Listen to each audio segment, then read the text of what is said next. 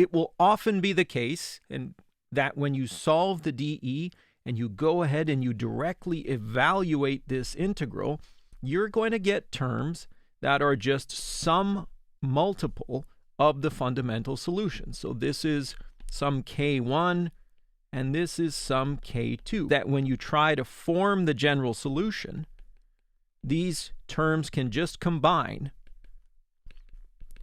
You'll be able to come up with a very simplified expression for the general solution. When you deal with initial value problems, things are very similar to how they were before.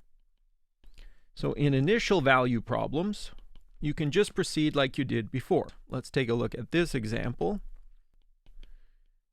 So if I give that same dE with these initial conditions, our general solution will be here. Alpha 1 e to the 3t, alpha 2 e to the minus 3t, plus t e to the minus 3t.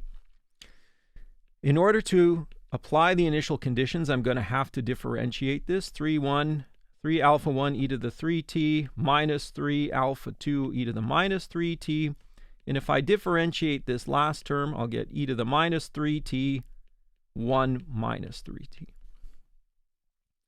So if I apply the initial conditions, I'll get alpha 1 plus alpha 2. The particular solution will give me a 0, and that has to be a 1.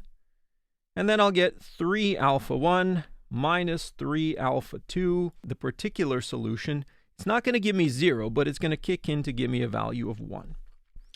And so if I take this and I write it as a linear system, this will be a negative 1 in that term. And what you'll find is that alpha 1 is a third and alpha 2 is 2/3.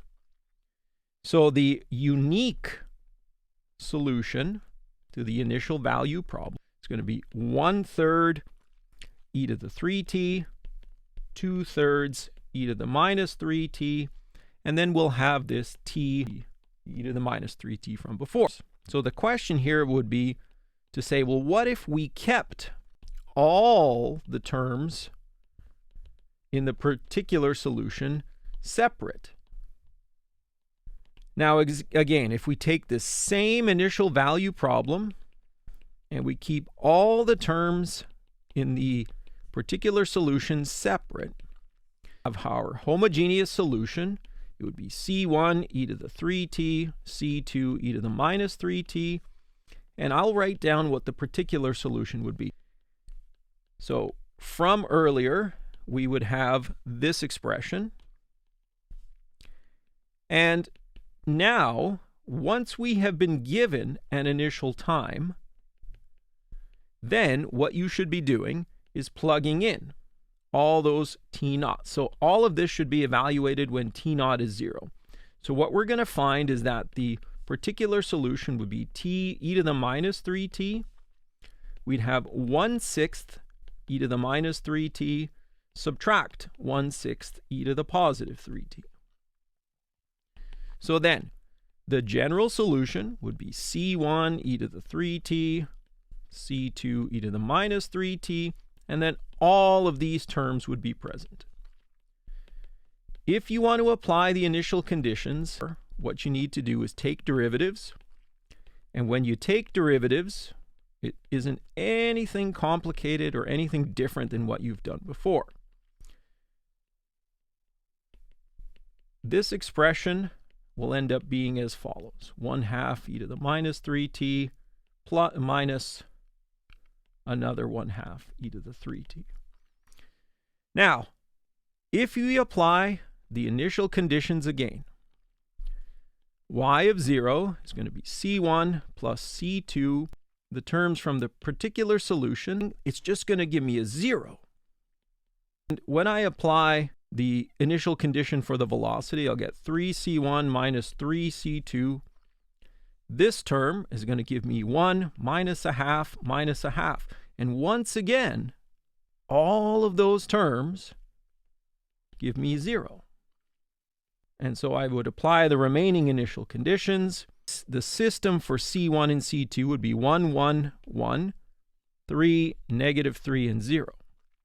I'll get that C1 is a half and C2 is a half. So when I reform the general solution, I'll get a half e to the 3t plus 1 half e to the minus 3t, and then I'd get this strange term from before with the 1/6 e to the minus 3t subtract 1/6 e to the positive 3t. But when I sit there and I combine like terms, when I put them all together, guess what you'll find? You will get exactly the same solution like we had before.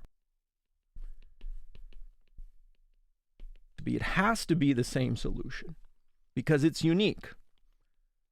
So why on earth would we do this? And really the observation is what happened here. When we plugged in the initial conditions, the particular solution and its derivative went to 0. And this is actually a fact of how YP was constructed.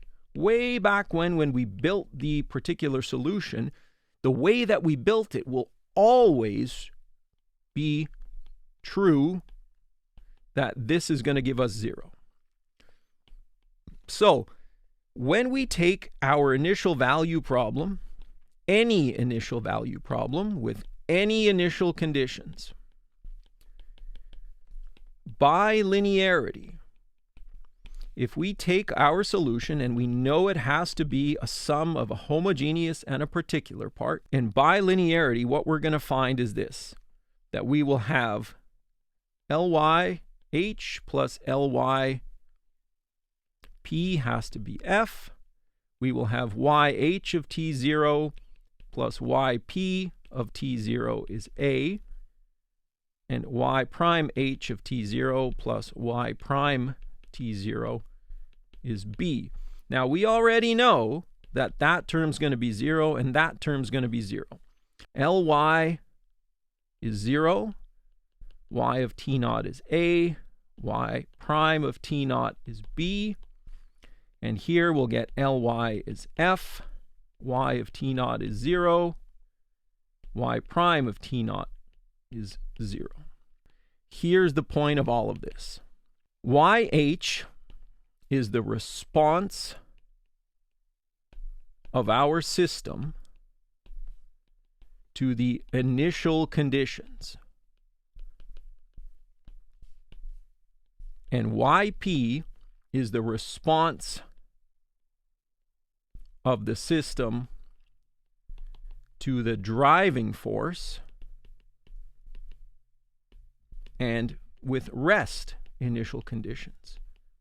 Up here, we have no driving. So this is a really beautiful result. When we have our initial value problem with whatever initial conditions we provide to it, what we found is that the solution, there were two parts to a solution. One of the parts, the part that just came from the homogeneous solution, is how the system responds to the initial conditions. And then when we actually sit there and we compute all the other terms, this is the system response to driving force from rest.